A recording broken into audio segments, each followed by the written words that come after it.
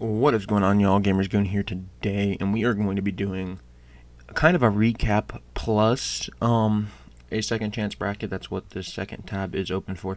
But before we did any of those, I wanted to go through here and show you our best brackets currently. March Madness 2.0, highest percentile left, but we do have the most amount of points available there in that 3.0, our last one. So we have those. Our 1.0 did terrible. Our mascot bracket did terrible. Upset bracket, not horrible. AI, not doing a great job, but not doing a horrible job. 70th percentile.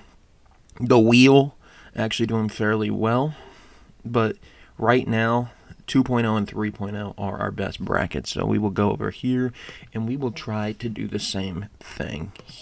Nope, I don't want Chick-fil-A bacon sandwich. I don't want a bacon sandwich. We do want to create a bracket though. So we can kind of see on the screen as we're going through them. Auburn able to fend off their opponents. Let me double check who Auburn played. Oh, they played Creighton. Creighton hung in there in the first half. Thought maybe it would happen for them. Did not work out. Auburn, big second half, got the job done. Very similar thing in the Michigan versus A&M game. A&M led most of the way and late. Michigan went on a run. A&M couldn't answer. Michigan won. Auburn, both of these teams are teams that feel like they're just on borrowed time right now. Obviously, Auburn a little bit better than Michigan in terms of that sense, because you look at Auburn, they didn't really have too much problem in the first game, but Michigan's had two problems in a row. They were able to answer A&M, but I think they run out of answers. Auburn wins. And then this next game was a game from yesterday. Ole Miss, they went in, they handled business. We thought, hey, Iowa State probably still the favorites in a game, even with Keyshawn Gilbert out. Ole Miss said, nah, we're going to beat them by 13, 91-78. There was a point in this game, because this was during I don't know which game. It was either Illinois or Oregon that were playing. And I looked up and I was like, dang, Ole Miss is really handling business. Ole Miss, an impressive victory. Did not get to watch the game, but an impressive victory nonetheless. Michigan State, on the other hand, struggled to get past New Mexico. New Mexico lost by 8. They had the lead for a decent chunk of time. Second half came around. Michigan State locked in. They won the second half by 10 points, making it ultimately an 8-point game. But if it was played in one half, New Mexico, you would have won.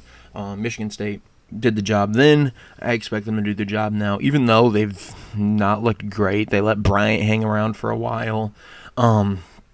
They look like they might be on upset alert here with New Mexico. Those mid-majors are just very tricky to play against. Michigan State, I think, a bigger opponent like Ole Miss, they'll be locked in. They'll win.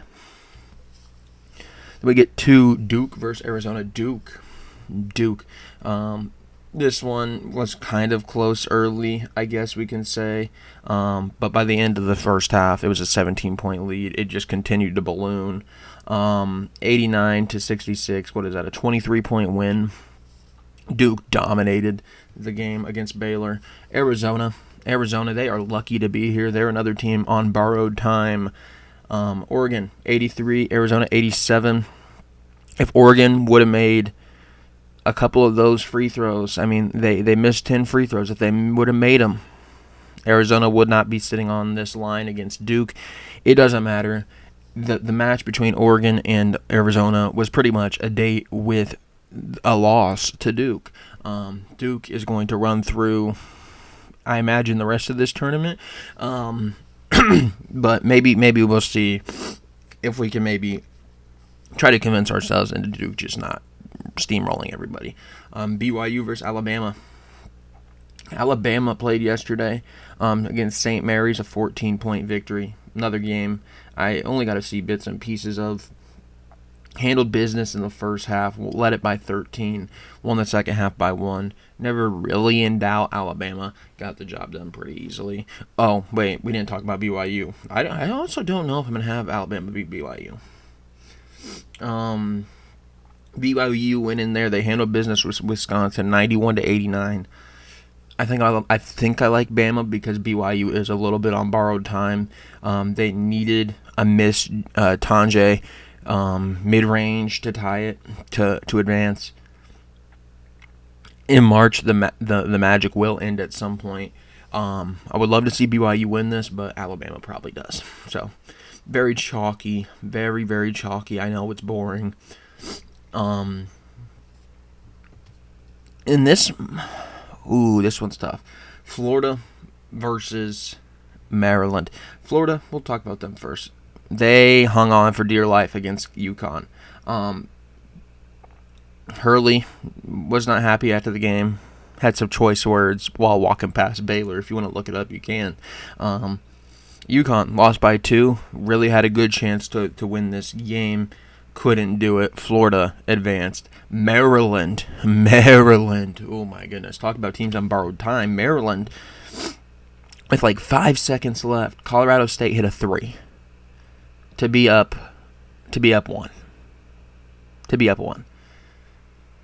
They get the ball, they advance the ball, they get 3 seconds to go to a shot. They get the ball, top of the key, to Derek Queen. He ISOs.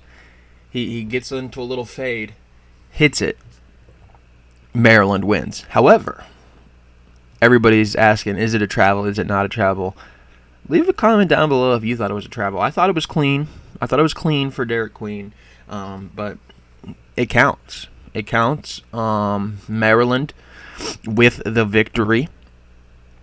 I thought it was over for Maryland. I really did. I really thought it was over for Maryland.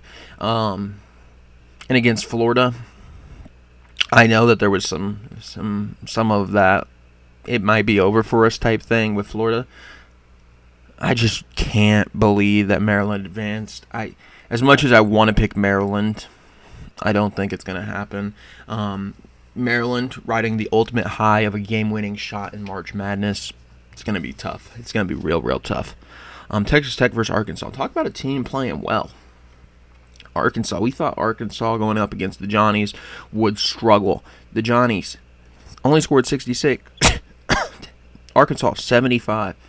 If Arkansas can hang in there with the Johnnies, I like their chance against Texas Tech. But Texas Tech, I think with time to prepare, more than a day or two between games, I think they should play their best game. I really do. Texas Tech did struggle a little bit with Drake. They let the game be somewhat close at points, but they ultimately won by 13. They won both halves. The slow pace did throw Texas Tech to the wolves for a second. Texas Tech had to figure it out, but once they did, Texas Tech did well. Arkansas, I don't know what they could potentially throw at Texas Tech to overwhelm them. I like Texas Tech there. Houston versus Purdue. Houston, I don't even remember who they played. I could not even tell you off the top of my head who they played. Oh, that's right. Gonzaga. This is another one where Houston got lucky. Houston got lucky to come out of it with a win. I believe there was a turnover late that swung the momentum back in Houston's favor, but Gonzaga was making a run. Gonzaga did win the second half, but winning the first half by 8 proved to be very, very useful for Houston. Gonzaga, if there was another 5 minutes, they could have probably won that game. Gonzaga looked really, really good there in that second half. Graham Ike, I still have not learned how to pronounce his name. That dude was dominant. I think he was like 10 for 10 from the free throw line. Absolutely dominant against Houston. And then you look at who they'd be playing in the next round, Purdue. Purdue's had an easy run. Can we talk about the Purdue run? They ran into High Point, which granted High Point was one of those mid-majors we thought maybe could make some noise. They ran into McNeese, obviously the mid-major that everybody fell in love with. Purdue hasn't played anybody. They haven't played anybody. I mean, no disrespect to McNeese or to High Point, but McNeese's coach was already out the door. High Point, everybody knew that they were the big upset team. Same thing with UC San Diego against Michigan. It's not like they were not guys. It's not like they were a team that you could undervalue and overlook and like who we playing next round. These were teams that legitimately went into the tournament being like, hey, you better watch out for them. There was no secret to those teams being solid. Purdue did not overlook them. But Purdue is going to be challenged a lot more against Houston. And I don't know that they are ready for it. Purdue hasn't won. I mean, they've comfortably won their games against the mid majors,